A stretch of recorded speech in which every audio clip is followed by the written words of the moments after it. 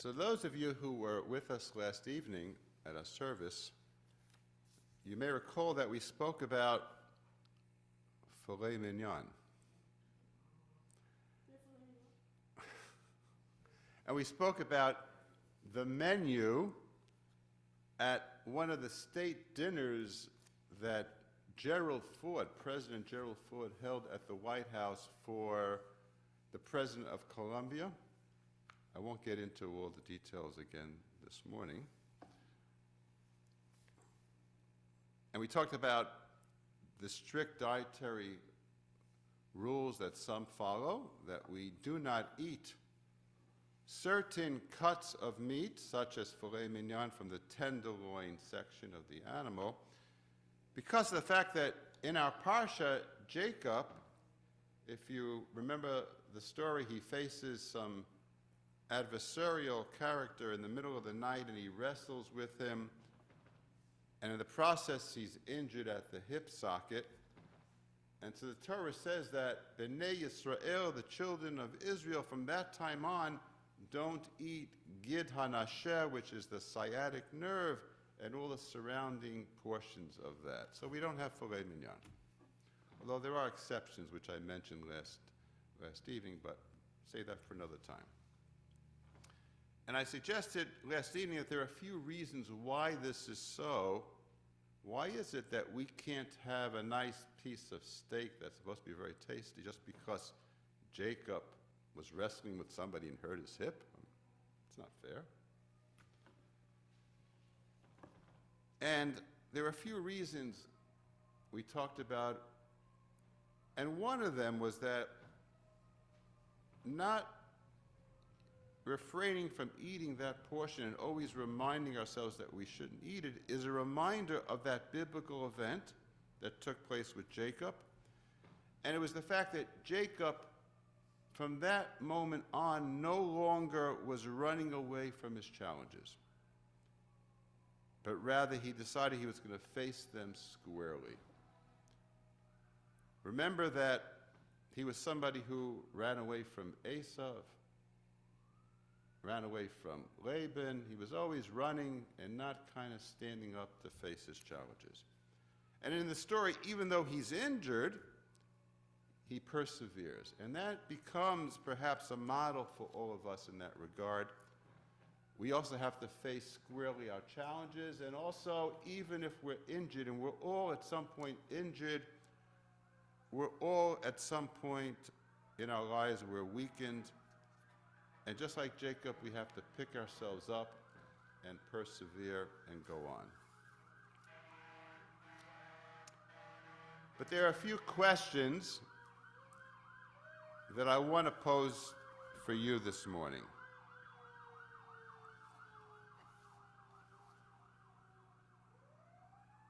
In that event where Jacob is wrestling with this man or this angel, whoever that person was, what happens?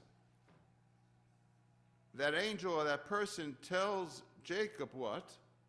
That from that moment on, he will no longer be called by the name of Jacob, but rather he will be Yisrael. He will be Israel, which means one who wrestles with God.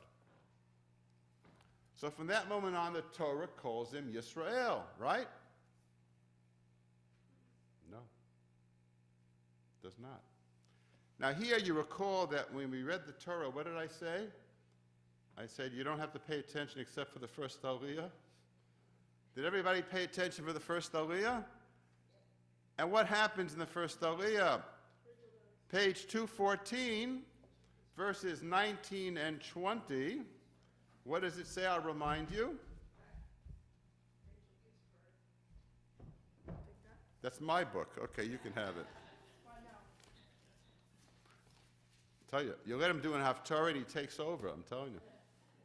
That's good, that's a good thing. Page 214, I'll read it to you. Are you ready? Thus Rachel died. This is after she gives birth, right, to her second son, Binyamin. That's what we read in the first aliyah. Rachel died. She was buried on the road to Ephrat, now Bethlehem.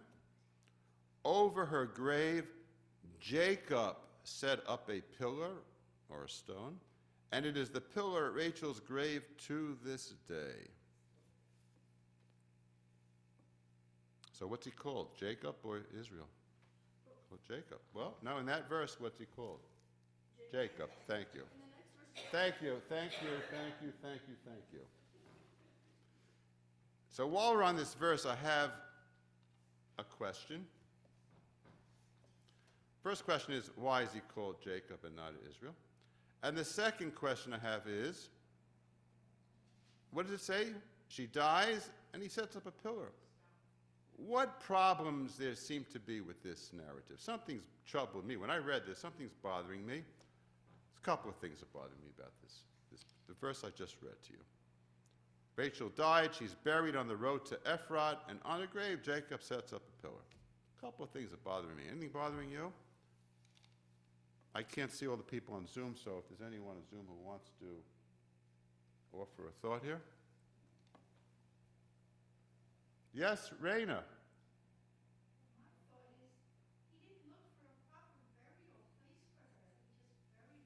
He didn't look for a proper place to bury her, says Raina. Well, what would have been a good choice to bury her? Where? The cave of Machpelah, where all the right, could have taken her to Hebron and bury her in the cave of Machpelah, where Abraham, Isaac, Sarah, Rebecca were all buried, right? And he was going to be buried there eventually. Wouldn't that have been appropriate? That's number one. Thank you. Middle of the road, on the road, Hebron's on the way to Ephrat, Bethlehem. What else might be troublesome? Yes, Dr. Adam. Thank you, Dr. Adam. Remember, with Sarah and Abraham, it says he came live kotah, to cry on her, right? To eulogize her, to cry on her. Then he negotiated with for the cave, right? But he was crying, he was grieving. He didn't say anything about grieving. He says she died, and he sets up a pillar. The whole story is about his great love for Rachel, right? Don't you think he would have been devastated, he would have cried for her? That bothers me when I read it. And then it says, in the Hebrew, it says she was buried. It doesn't say he buried her. The Hebrew is vatikaver, means it's like reflexive. She was buried. It doesn't say vayikvar otah, he buried her. He should have done it, right? He should have buried his wife. All these things bother me. So what's going on here? And then it says Jacob, doesn't say Yisrael. So what's going on here? Anybody want to offer any ideas or suggestions? I'll offer a thought. Here's my thought. In the encounter with that angel, the angel says, you will be known by Yisrael. He didn't say from this very moment. He says at some point you will be known as Israel. You have the potential at some point in the future to become Israel. But you have to make one more change in yourself before you become Israel. You have to grow beyond yourself. You have to stop just living for you, Jacob, and you have to live for others. Because in the past, think about his story, it was all about Jacob. It was about his birthright, right? He didn't care about Esau had the birthright. It's my birth. I want to get the birthright. It was all about his desire for Rachel and what he was going to do to get what he wanted. It was all about Jacob. But now, when Rachel dies, he grows a little bit because he realizes a couple of things. What does he realize? He realizes that he's still married to Leah, who bore him how many of his 12 children? 6. Half of them were from the wife of Leah. Only 2 from Rachel. 6 of the future tribes of Israel came from Leah. And he also realizes that he had treated her rather poorly, right? Didn't love her, didn't treat her well. And he realized how wrong it would be at this time when he still has his wife Leah, to be mourning excessively and outwardly for Rachel, how that would have hurt her even more. And then he realizes too that in the cave of Machpelah, it wasn't a very big place, and it was kind of meant to be, okay, the husband and the wife will be buried there. So you have Abraham and Sarah. Don't forget, Abraham had other wives too. You remember, he got married and he had other wives. They're not all buried in the cave of Machpelah. It was just Abraham, Sarah, Isaac, and Rebekah. And he realized the place was meant just for him and one wife. And how would it have been if he took Rachel to the cave of Machpelah, essentially telling Leah, you're going to live with me for the rest of the years, but you're not going to be buried with me? What a terrible thing that would have been. So he buried Rachel over there on the road as a way of telling Leah that you and me are going to be buried together someday in the cave of Machpelah. And then there was one more thing. So in addition to being concerned with Leah, finally being concerned with her and her feelings, not just himself, finally there's this magnificent midrash. There's a beautiful midrash that rabbis, and they say that he also buried her on the road because he knew, and he had a certain prophetic ability, at some point the Israelites will be ejected from the land of Israel. They'll have to go into exile, into the diaspora, and they're going to pass this road. They're not going to pass the cave of Machpelah. They're going to pass this road on the way grieving into exile. And he said, at least let my children, B'nai Yisrael, now I'm Israel, let my children, B'nai Yisrael, find some comfort on their way as they leave Israel. Will they ever return to Israel? But if they pass Rachel's tomb, they'll know that Rachel will pray for them, and they'll find some comfort. And how do we know this? We know this from the book of Jeremiah, the very famous words of Jeremiah, chapter 31. It says, thus said God, a cry is heard in Ramah, wailing, bitter weeping, Rachel weeping for her children. She refuses to be comforted for her children who are gone.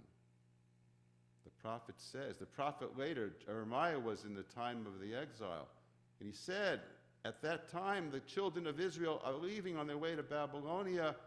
They're passing Rachel's tomb. They know that Rachel is weeping, and in fact there's a midrash that God hears Rachel's weeping and promises to return the children of Israel eventually to the land, in large part the merit of Rachel.